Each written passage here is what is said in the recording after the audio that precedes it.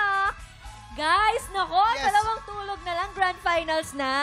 Exciting. Pero personally, sino sa tingin nyo ang may chance na maging grand champion? Ay, Wow! Ay, sino pang bato mo dyan? Hindi. Parang may commission ka dyan, Wala naman, hindi lang. Ang gusto ko lamang sabihin sa iyo, ang aking pambato dyan, si Baron. Oh, Bakit? Kasi si Baron, matagal na siya naging champion. Walang humamon sa kanya. At magkatimbre kami ng boses. Paano? Sige nga. Remember me. Si Sir Renz yan eh. Kuya Renzo, sorry. Ako naman si Julius. Alam niyo ba kung bakit? Bakit? Hindi pa ako pinapanganak kumakanta na si Matagal na. Joke lang. Hindi kasi alam niyo, nung tinanong talaga lahat ng natin, top 5, ang sagot nila, natatakot sila kay Julius kasi talagang palaban talaga si Julius. Isa sa mga nakikita nilang tinik. Ay, ako hindi. Kung palaban lang ang usapan, kay Kimberly ako, unang-una kababayan ko yung Bicolano. So, since Bicolano, mga Oragon kami, mga malulupiton, as in matibayon. Ganon. Ako, huwag nyo na akong tanungin. Sige. Sige, sino ba? Sino ba yung Mabilis pambato? kausapin. Si Bjorn. Kasi Bakit? si Bjorn yung pinaka-chilled sa kanila na parang walang ka-pressure. Oo naman. At saka Gen Z yan alam niyo yung mga Bagong song. lakas na mga Fairness makabagong charming siya, mga no? ano. Diba? May charming pa. Si Kati Chris. ikaw naman, Kay Chris. Shane ako. Shane! Kasi pareho kaming biritera. Ay! Paano yung pirit? Sambol! Okay, 1, 2, 3. Hindi, kasi nakita ko nag-improve talaga siya at saka nakikinig siya sa mga inampalan. Tapos grabe yung confidence niya ngayon. Yung parang performer na talaga siya, di ba? Parang yung birit yung... Pero isa lang masasabi ko, grabe talaga yung top 5 natin, no? Actually, top 6, di ba? Pero alam mo, naku-curious din ako kay Nicole. Yung kampiyon ng Japan, sabi kasi niya, isusurprise niya daw tayong lahat. So, Wow. feeling ko talaga malakas tong si Nicole. At Feeling ko. dahil magaganap na ang Grand Final sa Thursday, nagsisimula na rin po tayong magpa-audition para sa susunod na season ng Tanghalan ng Kampiyon! Kung ikaw ay 16 to 50 years old at talagang palaban ka sa kantahan, sugod na sa ating weekly auditions every Wednesday, Thursday, 1 p.m. to 5 p.m. po yan dito sa Studio 6. Mag-audition ka na mga tiktropa, kaya kayang-kaya mo yan. Sabi nga nila, huli man daw at magaling, makakahabol din. Kaya matapos siyang makaagaw ng pwesto last week, heto na siya, handa ng sumbabak sa Grand Final. Yes! Singing with Queendom Diva Jessica Villarubin, ang kampiyon mula sa Laguna, Shane Luzentales! Mula pagkabata, pangarap ko na talaga maging isang professional singer. Palagi kong sinasabi noon na, balang araw, mapapanood din ako sa TV, katulad ng mga iniidolo kong singer. My kampiyon journey may be short, but it wasn't easy. Katatapos lang ng 6-month contract ko sa cruise ship as a resident vocalist. Tinawagan agad ako ng close friend ko at hinikayat na mag-audition. Nagdalawang isip ako, nag-aalala na baka hindi pa ako ready. Pero na-realize ko na when an opportunity comes, kailangan i-grab agad. Naniniwala ako na kapag tumanggi ka sa isang magandang opportunity, baka hindi na ulit dumating. So now, I am here and I am doing my best. Not just for myself, but to all the people who keep on supporting me and believing in my talent. Especially my friends and my family na walang sawang sumusuporta sa akin. Noon, gusto ko lang mapanood sa TV ng mga magulang at kaibigan ko. Now, I have a stronger reason para abutin ang mga pangarap ko. Ang aking anak. She gives my life purpose. Siya ang inspirasyon ko. Gusto kong makita niya na hindi marunong sumuko ang nanay niya. A mother who chooses hope, keeps believing, and keeps reaching for her dreams, so she'll grow up knowing she can do the same.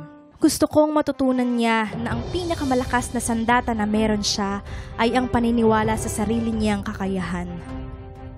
At kung makakaramdam siya ng takot, the more she should go for it. And if she ever feels scared, I'm right here.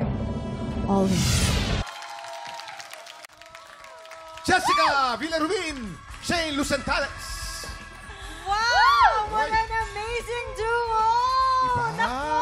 How does it feel? Na nampalan, Jessica, na makakolab si Shane. Grabe. Si Shane talaga ang humabol sa isa sa mga grand finalists, no? And masasabi ko, isa sa pinaka-strong talaga. Oy, Thank you po. Yes. And congratulations. I'm happy to share this stage with you. Tsaka Thank para you so much. Para kayong magkapatid. Ay, totoo ba? Parang nga. Di ba? Yes, matchy pa kayo ng color. Kaya parang, alam mo yon, ganda. So, ito na, Jessica, kung ikaw si Shane, anong paandar ang gagawin mo para manalo sa Grand Finals? Advice ba para sa kanya? Ako kasi nag-contest ako dati, Shane, ha? Ako talaga pumili ako ng kanta na feeling ko ikakapanalo ko. Yung pangmalakasan na talaga. Yung i-think mo na pang-last mo na yung performance. Ano yung kakantahin mo na yun? Yun. Pero dapat bagay sa boses, di ba? Oo Ganun naman, din Kuya Kim. Dapat. Maraming salamat, Jessica. Thank you very much. Mga tiktropa, palakpakan po natin ulit. Jessica Villarubin. Nako, Shane! Grabe naman ang naging journey mo. Parang halos nagkasabay lang tayo dito. Alam mo, ikaw ang pinakahuling nag-qualify sa Grand Finals. At kumpara sa mga kalaban mo, syempre mas maiksi ang panahon mo para mag-prepare. Pero kahit ganon, ano sa palagay mo ang lamang mo sa kanilang lahat? Good question. Siguro po, para po sa akin, since matagal na po silang magkakasama, kilala na po nila ang isa't isa. And for me, hindi pa po nila ako kilala. So, hindi pa po nila alam kung ano pa po yung kaya kong gawin. Ay, maganda I yan. like that! Dahil nasabi mo yan, sino sa mga grand finalists ang biggest threat para sa'yo? Si Julius po. Si Julius! Si Julius talaga. Siya po Palagi talaga. si Julius, no? Palagi si What Julius. is it about him that makes him a threat? Yung aura niyo po kasi.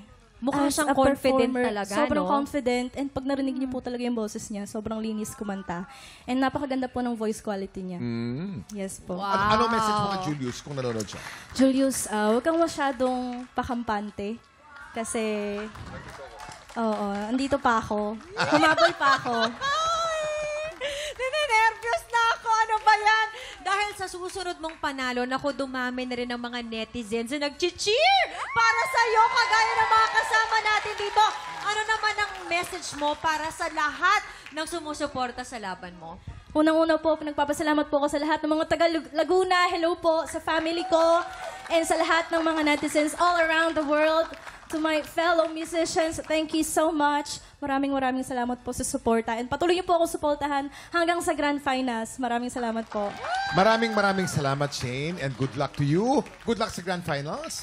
This time, tawagin natin ulit si Kimberly. Kimberly. Kimberly! Ayan na!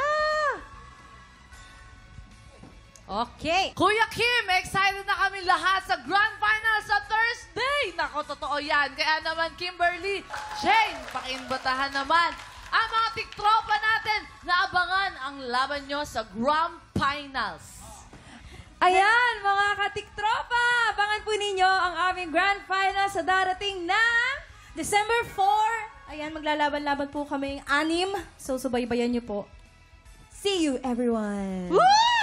Excited! Naku, bukas, dalawang matinding collab performance pa ang mapapanood natin mula sa ating mga grand finalists. At mapapanood na rin natin ang showcase performance ng kampiyon ng Japan na si Nicole Shigematsu. Grabe naman kabang-abang talaga yan. But wait, there's more. Kasi bukas, makakulitan din natin ng nag-iisang comedy concert queen. Walang iba kundi si Miss Ai de las Alas! Yes, kaya bukas, pagpatak ng 11 o'clock, kita-kits mo ulit dito sa TikTok Live!